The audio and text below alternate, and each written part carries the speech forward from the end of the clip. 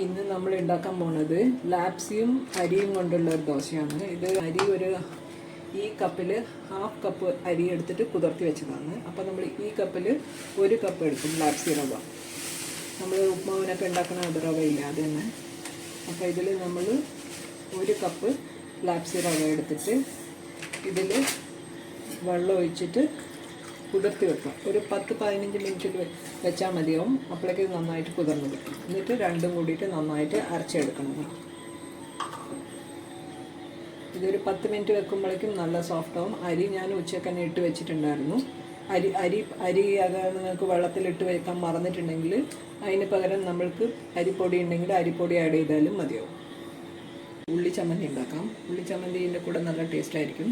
അത് പെട്ടെന്ന് ഉണ്ടാക്കാൻ പറ്റും. അപ്പോൾ അതിന് വേണ്ടത് ഞാനിവിടെ എടുത്തിരിക്കുന്ന 2 സവോള, 4 വെളുത്തുള്ളി, എരിവിന് പച്ചമുളക്, പിന്നെ കരിവേപ്പിലയും 1 തക്കാളിയും, പിന്നെ കളറിന് നമ്മൾ കാശ്മീരി ചില്ലി പൗഡർ ഇടും ഇത് വറുക്കുമ്പോൾ.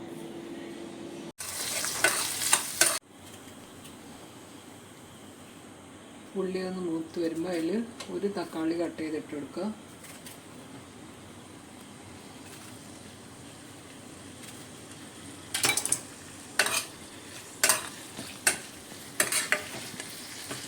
തക്കാളി ഉള്ളി മുക്കാനായിട്ട് കുറച്ച് ആവശ്യത്തിനുള്ള ഉപ്പിട്ട് കൊടുക്കുക.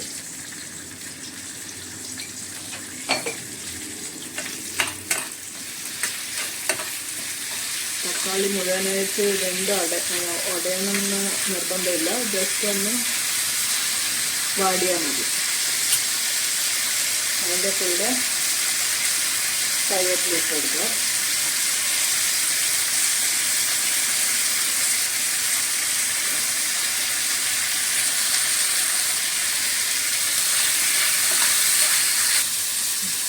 ഇതൊന്ന് വാടി കഴിഞ്ഞാൽ അതിന് കളറിന് വേണ്ടിയിട്ട് നമുക്ക് കാശ്മീരി ചില്ലി പൗഡർ ഇട്ട് കൊടുക്കാം. കാശ്മീരി ചില്ലി പൗഡർ ഇട്ട് കഴിഞ്ഞിട്ട് ഇത് അധികം ചൂടാക്കണ്ട, ഇല്ലെങ്കിൽ അത് കരിഞ്ഞു പോകും. അപ്പോൾ ഇതൊന്ന് ചൂടാകുമ്പോൾ ചൂടായ ഉടനെ ഇത് ഓഫാക്കിയിട്ട് സ്റ്റവ് ഓഫാക്കിയിട്ട് അടച്ചു വെക്കുക. ചമ്മന്തിക്ക് ആദ്യം അരി അരയ്ക്കണം. അരി ഇട്ടിട്ട് ആവശ്യത്തിന് വെള്ളം ഒഴിച്ച് നല്ലോണം വെള്ളം ഒഴിച്ചിട്ട് ഇങ്ങനെ എന്താ പറയുക ലൂസായിട്ട് അരച്ചെടുത്താലും കുഴപ്പമില്ല. കുതിർത്തി വെച്ച ലാപ്സിയും കൂടി ഇട്ടിട്ട് അരച്ചെടുക്കാം.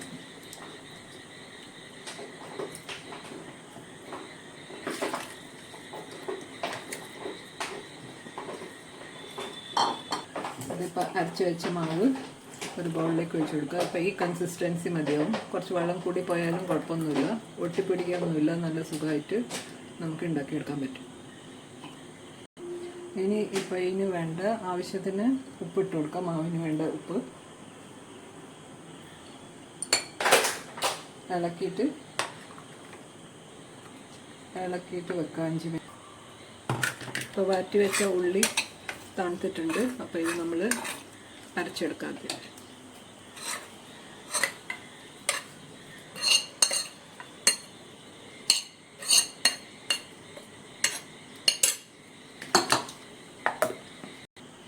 ഇപ്പോൾ ചമ്മന്തി അരച്ചെടുത്തിട്ടുണ്ട്.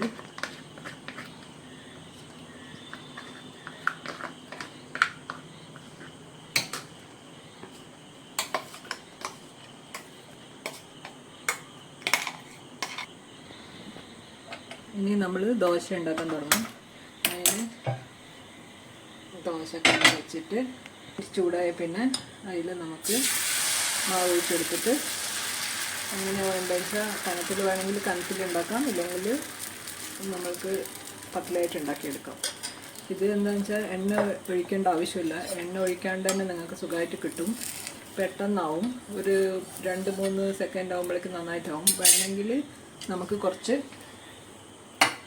എണ്ണ ഒഴിച്ചെടുക്കാം. അപ്പോൾ കുറച്ച് നന്നായിട്ട് മൊരിഞ്ഞ് കിട്ടും. അഥവാ എണ്ണ യൂസ് ചെയ്യണ്ടെന്നുണ്ടെങ്കിൽ എണ്ണ ഇല്ലാണ്ട് നമുക്ക് ചുട്ടെടുക്കാൻ പറ്റും.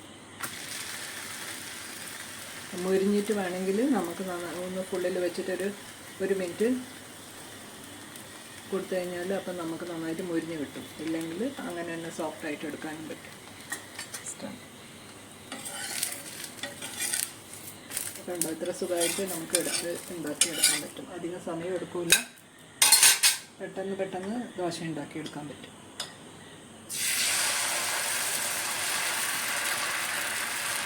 ചട്ടി അധികം ചൂടാവാൻ പാടില്ല, ചൂടാവാണ്ട് ഒരു മീഡിയം ഫ്ലെയിമിൽ വെച്ചിട്ട് ഉണ്ടാക്കിയെടുക്കാം.